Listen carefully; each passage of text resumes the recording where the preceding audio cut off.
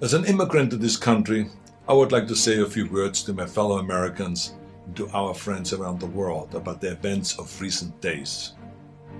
Now, I grew up in Austria.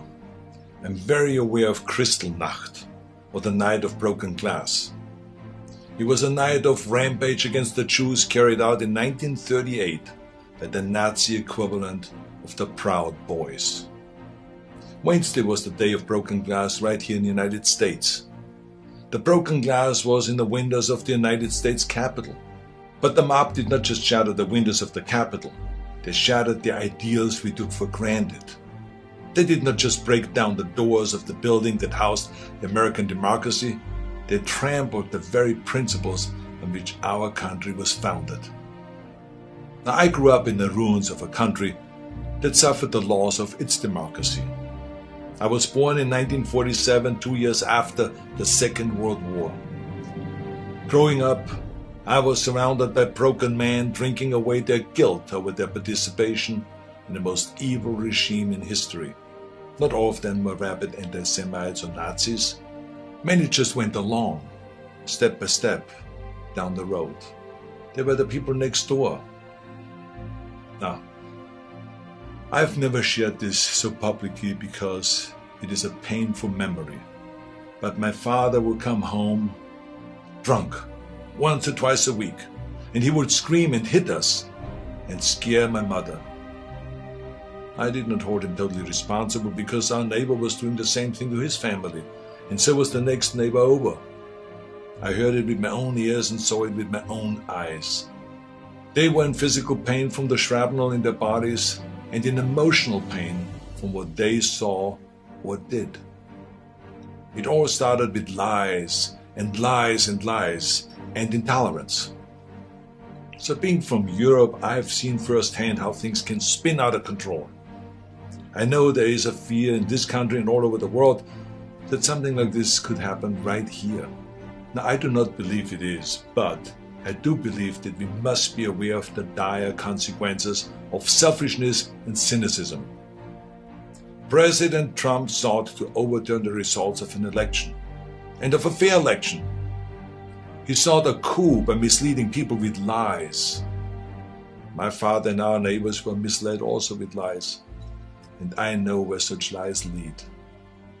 President Trump is a failed leader. He will go down in history as the worst president ever. The good thing is that he soon will be as irrelevant as an old tweet. But what are we to make of those elected officials who have enabled his lies and his treachery? I will remind them of what Teddy Roosevelt said.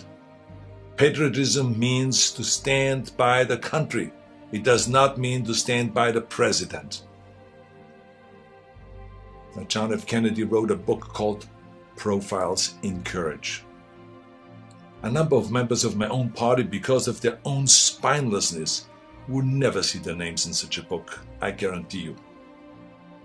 They're complicit with those who carried the flag of self-righteous insurrection into the Capitol. But it did not work. Our democracy held firm. Within hours, the Senate and the House of Representatives were doing the people's business and certifying the election of President-elect Biden. What a great display of democracy. Now, I grew up Catholic. I went to church, to Catholic school. I learned the Bible and my catechism and all this. And from those days, I remember a phrase that is relevant today: a servant's heart. It means serving something larger than yourself. See, what we need right now from our elected representatives is a public servant's heart. We need public servants that serve something larger than their own power or their own party. We need public servants who will serve higher ideals, the ideals in which this country was founded, the ideals that other countries look up to. Now, over the past few days, friends from all over the world have been calling me distraught and worried about us as a nation. One woman was in tears about America, wonderful tears of idealism about what America should be. Those tears should remind us of what America means to the world. Now I've told everyone who has called that as heartbreaking as all of this is, America will come back from these dark days and shine our lights once again. Now you see this sword? This is the Conan sword. Now here's the thing about swords. The more you temper a sword, the stronger it becomes. The more you pound it with a hammer and then heat it in the fire and then thrust it into the cold water and then pound it again and plunge it into the fire and into the water, the more often you do that, the stronger it becomes. I'm not telling you all this because I want you to become an expert sword maker, but our democracy is like the steel of this sword. The more it is tempered, the stronger it becomes. Our democracy has been tempered by wars, injustices, and insurrections.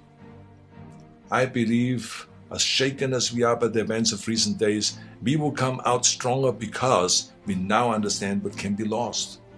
We need reforms, of course, so that this never ever happens again. We need to hold accountable the people that brought us to this unforgivable point. And we need to look past ourselves, our parties and disagreements, and put our democracy first. And we need to heal together from the drama of what has just happened. We need to heal not as Republicans or as Democrats, but as Americans. Now, to begin this process, no matter what your political affiliation is, I ask you to join me in saying to President-elect Biden, President-elect Biden, we wish you great success as our president. If you succeed, our nation succeeds. We support you with all our hearts as you seek to bring us together. And to those who think they can overturn the United States Constitution, know this: you will never win. President-elect Biden, we stand with you today, tomorrow, and forever in defense of our democracy from those who would threaten it. May God bless all of you, and may God bless America.